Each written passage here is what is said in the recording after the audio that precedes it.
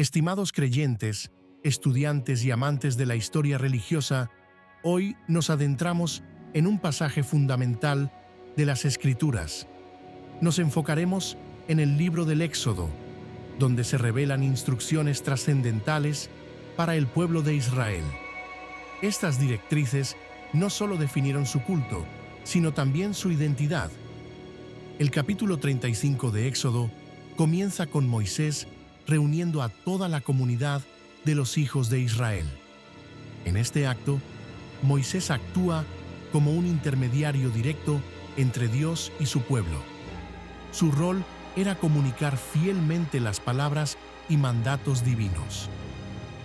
Transmitía la orden explícita del Señor a los israelitas, estableciendo los principios fundamentales de su vida espiritual.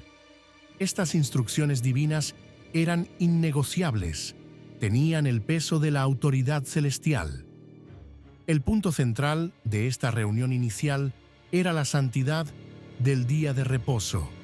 6 días de la semana estaban designados para el trabajo y las labores cotidianas. Este era un período para la productividad y el esfuerzo humano. Sin embargo, el séptimo día era distinto. Este debía ser un día sagrado, de reposo solemne para el Señor.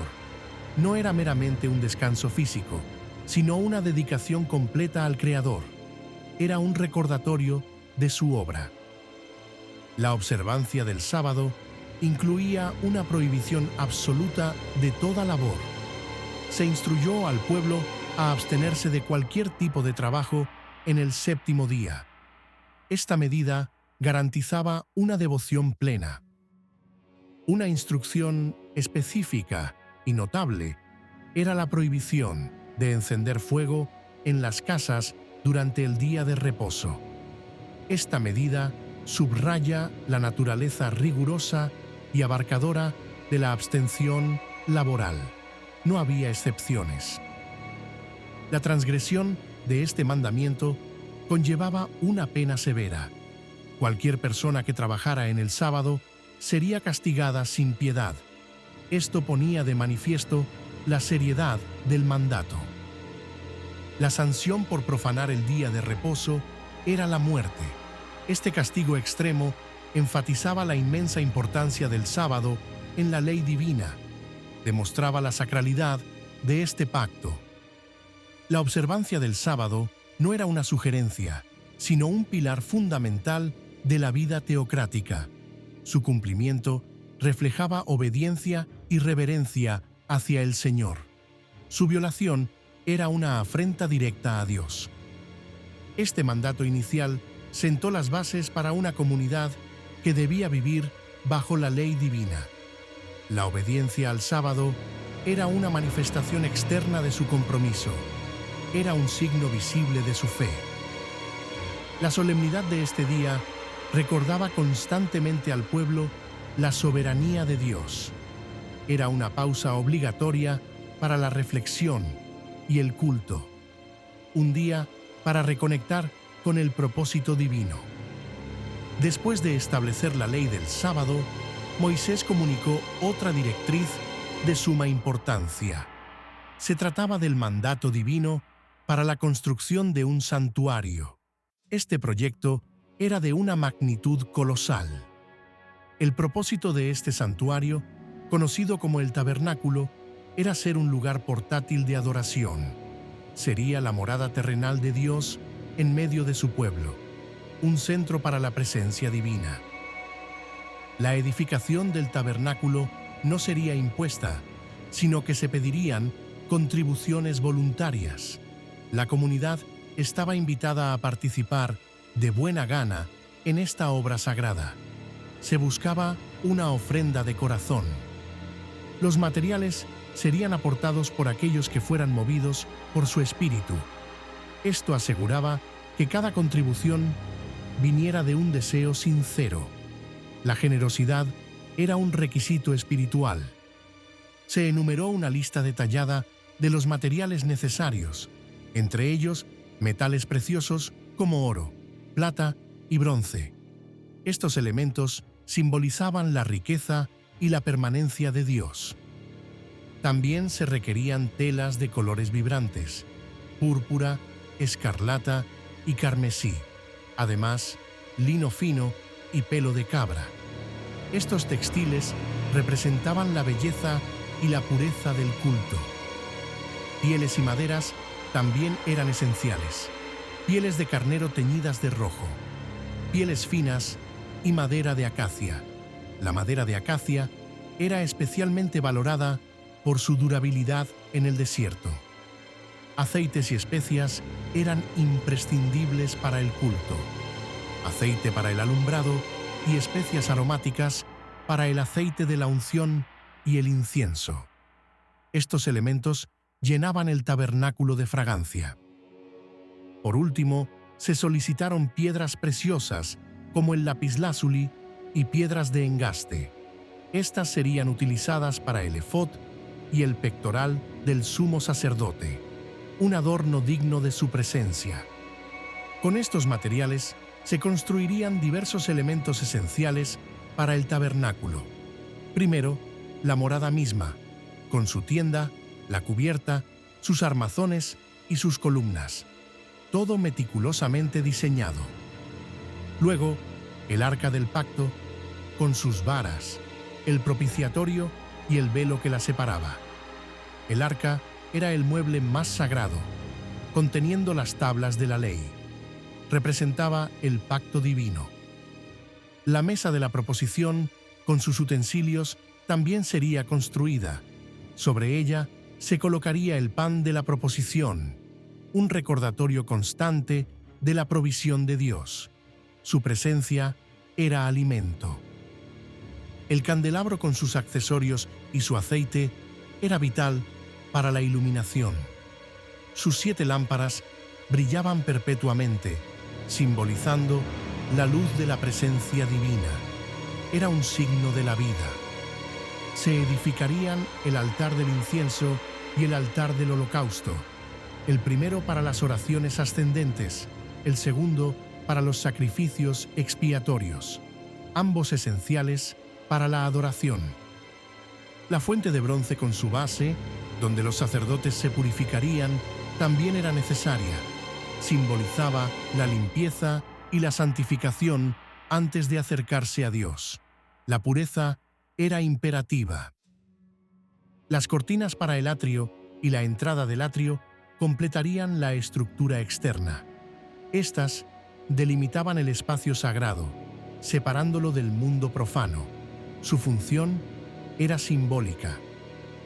Las estacas y cuerdas para la morada y el atrio garantizarían la estabilidad, elementos prácticos para un santuario móvil. La precisión era clave en cada detalle. Finalmente, las vestiduras litúrgicas para Aarón y sus hijos serían confeccionadas. Estas ropas sagradas distinguían a los sacerdotes y eran parte integral del culto. Su belleza era simbólica. Este exhaustivo listado de componentes refleja la meticulosidad del plan divino. Cada parte tenía un propósito teológico. El tabernáculo era una réplica terrenal de principios celestiales. La respuesta del pueblo de Israel al llamado de Moisés fue verdaderamente asombrosa. La comunidad reaccionó con una generosidad notable y un espíritu dispuesto. No hubo resistencia. Hombres y mujeres por igual contribuyeron con sus bienes y su labor. Esta participación generalizada demostró un profundo compromiso. Todos deseaban ser parte de esta obra. Las ofrendas fueron diversas y abundantes, reflejando la riqueza material de un pueblo que había salido de Egipto con grandes posesiones. Cada uno dio lo que tenía. Se trajeron objetos de oro, como anillos, brazaletes, collares y otras piezas de joyería. Estos metales preciosos serían fundidos y transformados para el santuario. Eran dones valiosos. También se aportaron las telas ya mencionadas: púrpura, escarlata, carmesí, lino fino y pelo de cabra. Estas fibras serían tejidas con destreza para las cortinas y vestiduras. Metales como plata y bronce también fueron ofrecidos en grandes cantidades.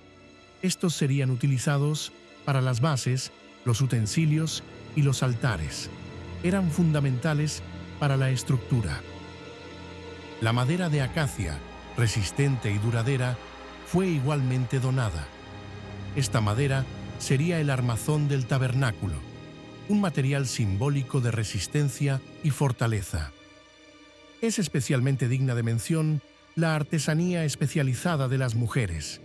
Ellas hilaban con destreza el lino fino y el pelo de cabra. Su habilidad era una ofrenda preciosa.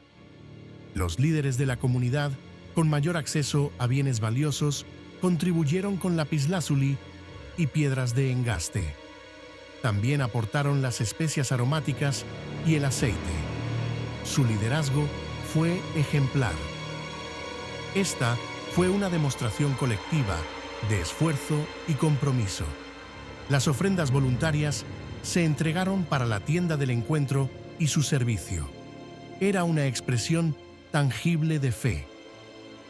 El pueblo de Israel mostró su firme compromiso con la edificación de un lugar para Dios.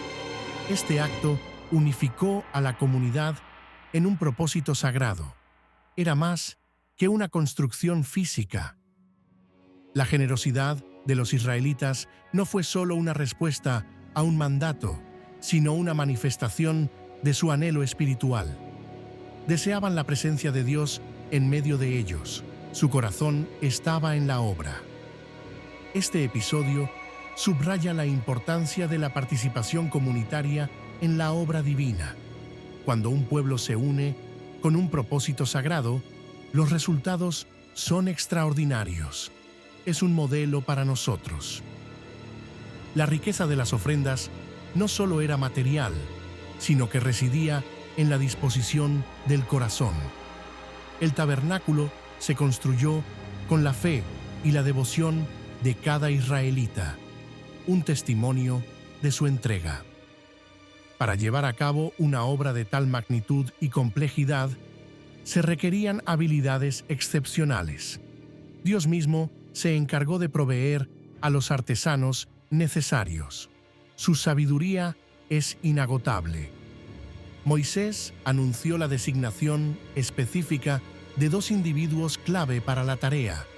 Uno de ellos era Bezalel, de la tribu de Judá. Su nombre significa «a la sombra de Dios». El otro artesano designado fue Aholiab, de la tribu de Dan. Ambos fueron elegidos por Dios para liderar el proyecto. Sus habilidades no eran meramente humanas. La capacidad de Bezalel no provenía solo de su talento natural, sino que fue lleno del Espíritu de Dios. Esta infusión divina le otorgó sabiduría, inteligencia y conocimiento. Fue dotado con habilidad, talento y experiencia en todo tipo de trabajo artesanal. Esta capacitación sobrenatural lo habilitó para una tarea tan exigente. Su don era del cielo. Sus habilidades especializadas eran vastas y precisas.